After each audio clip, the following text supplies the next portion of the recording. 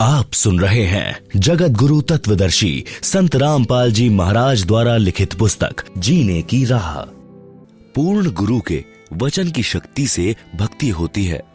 उदाहरण, गुरु जी से दीक्षा लेकर भक्ति करना लाभदायक है। बिना गुरु के भक्ति करने से कोई लाभ नहीं होता। उदाहरण, एक राजा की रानी बहुत धार्मिक थी। उसने परमेश्वर कबीर जी से गुरु दीक्षा ले रखी थी। वह प्रतिदिन गुरु दर्शन के लिए जाया करती थी। राजा को यह अच्छा नहीं लगता था, परंतु वह अपनी पत्नी को वहां जाने से रोक नहीं पा रहा था। एक दिन राजा ने अपनी पत्नी से कहा कि आप नाराज न हो तो बात कहूं। रानी ने कहा, कहो। राजा ने कहा कि आप अपने गुरु के पास जाती हैं। भक्ति तो गुरु के बिना भी हो सकती है। रानी ने कहा कि गुरु जी ने बताया है कि गुरु के बिना भक्ति करना व्यर्थ है। राजा ने कहा कि मैं तेरे साथ कल तेरे गुरु जी से मिलूंगा, उनसे यह बात स्पष्ट करूंगा। राजा ने संत जी से प्रश्न किया कि आप जनता को मूर्ख बना रहे हो कि गुरु बिन भक्ति नहीं होती। क्यों भक्ति सफल नहीं होती? नाम मंत्र जाप करने होते हैं। एक दूसरे से पूछकर जाप कर ले, पर्याप्त है।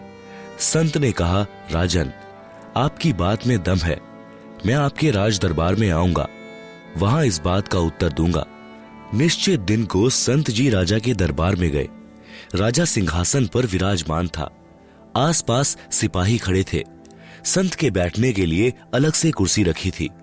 संत ने जाते ही आसपास खड़े सिपाहियों से राजा की ओर हाथ करके कहा कि इसे गिरफ्तार कर लो। सिपाही टस से मस नहीं हुए। संत ने लगातार 3 बार यही वाक्य आदेश दोहराया कि इसे गिरफ्तार कर लो, परंतु राजा को सिपाहियों ने गिरफ्तार नहीं किया। राजा को संत पर क्रोध आया कि यह कमबख्त मेरी पत्नी को इसलिए बहका रहा था कि इससे राज्य को प्राप्त कर लूं। राजा ने एक बार कहा कि सिपाहियों, इसे गिरफ्तार कर लो।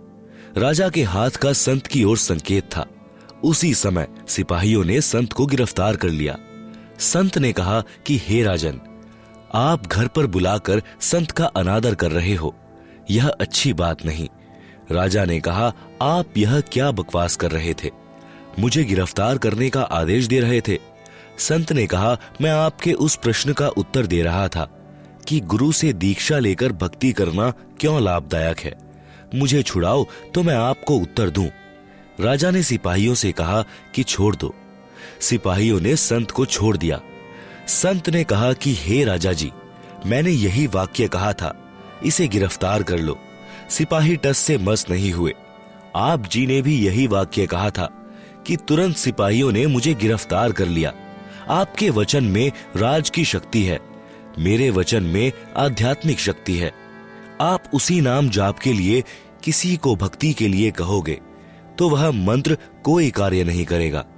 मैं वही नाम जाप करने को कहूंगा, वह तुरंत प्रभाव से क्रियावान होगा। इसलिए पूर्ण संत से दीक्षा लेने से साधक में तुरंत आध्यात्मिक प्रक्रिया प्रारंभ हो जाती है। उसकी आत्मा में भक्ति का अंकुर निकल आता है। सूक्ष्म वेद में कहा है कि सद्गुरु पशु मानुष करी डारे, सिद्धि दे अगर ब्रह्म विचारे।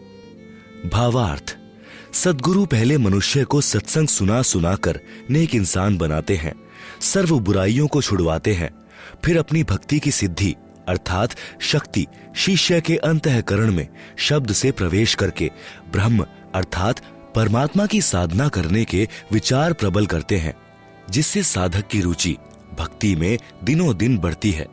फिर वह देवता बन जाता है।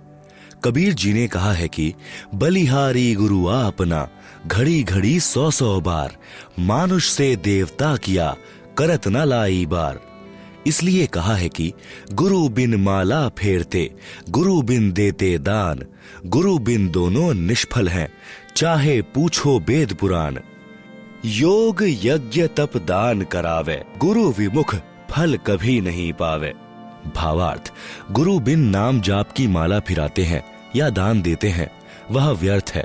यह वेदों तथा पुराणों में भी प्रमाण है। फिर अंतिम चौपाई का भावार्थ है कि यदि दीक्षा लेकर फिर गुरु को छोड़कर उन्हीं मंत्रों का जाप करता रहे तथा यज्ञ हवन दान भी करता रहे, वह भी व्यर्थ है, उसको कोई लाभ नहीं होगा। ताते सतगुरु शरणा लीजे, कपट भाव सब दूर करीजे। आप सुन रहे हैं जगत गुरु तत्वदर्शी संत रामपाल जी महाराज द्वारा लिखित पुस्तक जीने की राह।